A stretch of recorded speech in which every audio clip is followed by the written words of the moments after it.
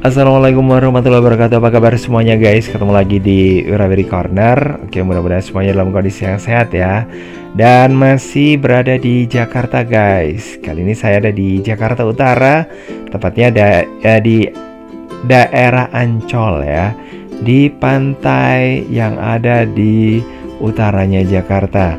Nah, Ancol ini merupakan sebuah tempat yang bisa dikatakan adalah favorit ya bagi wisatawan yang datang ke Jakarta, khususnya yang suka banget sama wisata pantai guys.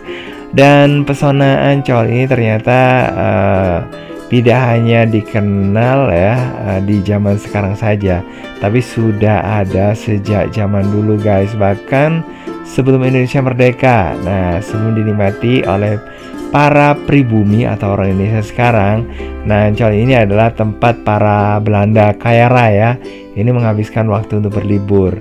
Nah, secara wilayah, nah Ancol ini merupakan tempat yang strategis dan suasana yang ada di sini itu cukup tenang ya. Ditambah dengan banyaknya villa-villa mewah waktu itu menjadi daya tarik lain dari Ancol. Dan dalam sejarahnya keberadaan wisata yang ada di sini nah, ini nggak lepas dari ini ya, dari sejarahnya ya. Nah, sejarahnya itu gini guys, ini bisa dilihat dari naskah kuno ya, yang ada di abad ke-15, yaitu di naskah Sunda kuno, Carita Parahyangan. Nah, di naskah ini memberikan gambaran bahwa Ancol dulu itu disebut-sebut sebagai lokasi medan perang di samping Sunda Kelapa, Tanjung, dan juga Banten. Dan tempat-tempat lain di wilayah pemerintahan Raja Sunda yaitu Prabu Surawisesa, yang dia itu berkuasa pada tahun 1521 sampai 1535. Nah, sementara untuk nama Ancol sendiri, nah ini menurut Rahmat Ruhyat ini dalam bukunya Asal Usul Nama Tempat di Jakarta, ini mengatakan bahwa Ancol itu punya arti bahwa tanah rendah berpaya-paya ya. Nah, ada alasannya guys, kalau air laut itu pasang, air paya itu berbalik ke darat ya, menggenangi tanah di sekitarnya sehingga terasa asin. Dan maka dari itu, nah orang Belanda zaman VOC ini kemudian menyebut kawasan ini sebagai Sautelande atau tanah asin. Nah, sebutan ini juga diberikan ya untuk kubu pertahanan dalam bentuk kanal yang dibangun di daerah Ancol pada tahun 1656. Nah, sebelum dibangun kanal untuk menghubungkan kota Batavia, pemerintah VOC ini membuat tulisan Ancol yang sampai sekarang masih dapat dilayari sama perahu ya. Kemudian dibangun juga jalan yang sejajar dengan terusan dan dianggap strategis dalam rangka pertahanan kota Batavia. Maka dibuatlah maksudnya ya terusan jalan dan kanal di Ancol. Nah, setelah Jakarta dikuasai oleh VOC pada tahun 1619, Jakarta berubah nama menjadi Batavia. Terus kemudian wilayah ini yang tersisa ya sekarang ini ya, ada benteng gitu ya, dan hanya berada di Kastil Batavia dan juga di Pulau Onrus ya. Pembangunan benteng baru mulai di Kebun Belanda ya pada saat itu. Nah, beberapa di antara yang dibangun waktu itu adalah Fort Jakatra ya, nama dulu bukan Jakarta tapi Jakatra. Ada Fort Rijswijk, ada Fort Noordwijk, ada Fort Fifth Hook, dan juga ada Fort Anke dan juga Fort Ancol. Nah, pembangunan benteng baru itulah yang membuat Belanda percaya diri ya melawan Mataram yang berbuah kemenangan guys. Nah, setelahnya wilayah di sekitar Fort Ancol dikuasai oleh pejabat VOC yang namanya adalah Jeremias van Riemsdyk ya, dan sebelum dirinya menjadi gubernur jenderal VOC di tahun 1775. Nah, Yeremias ini membangun sebuah rumah peristirahatan berupa villa mewah ya. Nah, sebagiannya lagi Yeremias ini membuka lahannya untuk membuat lahan pertanian dan menyulap sebagian rawa menjadi lahan produktif. Nah guys, kayaknya itu pemilik tanah juga ikut menjadikan kanal antara Kastil Batavia dan Fort Ancol sebagai jalur lalu lintas mengangkut komoditi perdagangan. Nah, Yeremias ikut mendatangkan budak belian dari berbagai tempat untuk mensukseskan usahanya membentuk lahan pertanian, dan upayanya itu dilakukan ya untuk meningkatkan pendapatan ya selain menjadi pejabat VOC. Nah, ajaibnya guys, langkah Yeremias membuat villa mewah diikuti oleh orang-orang kaya lainnya ya, termasuk juga Gubernur Jenderal VOC Adrian Falconer. Nah, ini susah banget namanya ya, pada tahun 1737 sampai 1741, dan mulai saat itu Ancol menjadi tempat rekreasi ya untuk orang Belanda berakhir pekan atau berakhir minggu ya. Nah, kelak tempat ini menjadi dasar kenapa Ancol disebut sebagai taman impian gitu guys. Dan ada juga yang mengatakan bahwa Ancol ini merupakan tempat yang menjorok ke laut, atau istilahnya adalah, atau nama lainnya adalah Tanjung.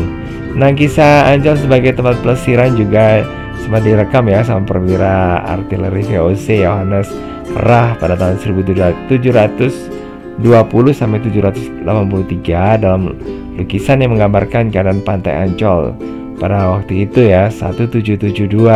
Nah, waktu itu namanya adalah Singerland. Nah, tapi kejayaan Singerland menjadi tempat pelesiran harus berakhir ya, karena ada wabah malaria yang menjangkiti warga Batavia. Dan akhirnya Gubernur Jenderal Belanda Herman Willem Daendels ini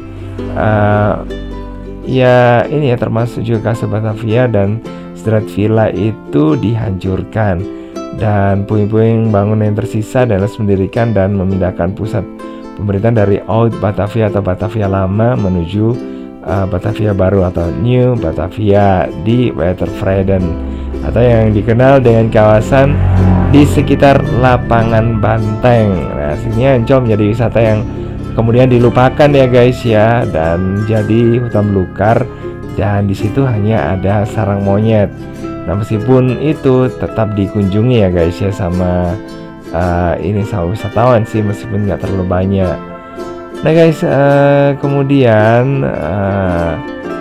adalah Insinyur Soekarno ya guys ya, waktu itu yang datang ke Amerika Serikat waktu itu, dan waktu berada di sana, maksudnya di Amerika Serikat. Nah, Insinyur Soekarno ini datang ke taman hiburan Disneyland ya pada tahun 1954, dan muncullah ya ide untuk membuat taman hiburan serupa di Indonesia. Akhirnya terbentuklah bukan tanaman ya, tapi Taman Impian Jaya Ancol pada tahun 1966.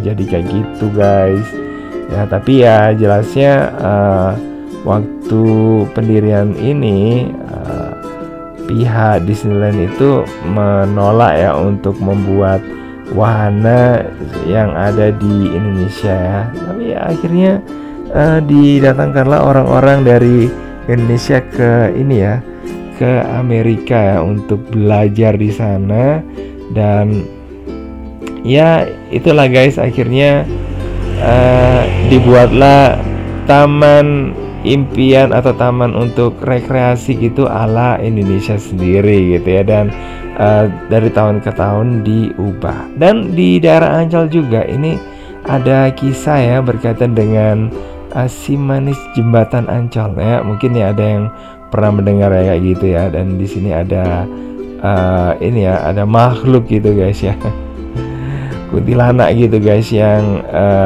berkeliaran di jembatan di Ancol ini. Tapi ada yang mengatakan bahwa ini ada katanya dengan orang yang tadinya ingin ingin menyerang seorang wanita yang sebenarnya sih bisa bermain silat gitu ya guys ya. Nah, itu orang Betawi guys ya, dan dia bisa melarikan diri gitu. Dan kalau selama ini namanya adalah Maryam, ternyata bukan Maryam guys, tapi adalah nama yang lain gitu guys, yaitu siapa ya namanya ya. Pokoknya waktu itu guys, dia berhasil kabur ya, dan oh ya, namanya adalah Siti Arya Syahid, dan dia itu mempertahankan diri ketika diserang oleh anak buah dari Oi gitu ya. Dan akhirnya ya dia bisa menyerang salah satunya sampai roboh gitu, yang satunya lagi berhasil ini ya, pokoknya melancarkan senjatanya gitu ke arah ini ya, ketika lengah gitu guys. Dan akhirnya terbunuh gitu. Dan akhirnya Oi yang terlibat di situ ya, ini adalah seorang playboy gitu ya di zaman ini ya, di zaman Belanda dulu. Nah, akhirnya berhasil ditangkap. Jadi gitu guys ya. Ini sekelumit tentang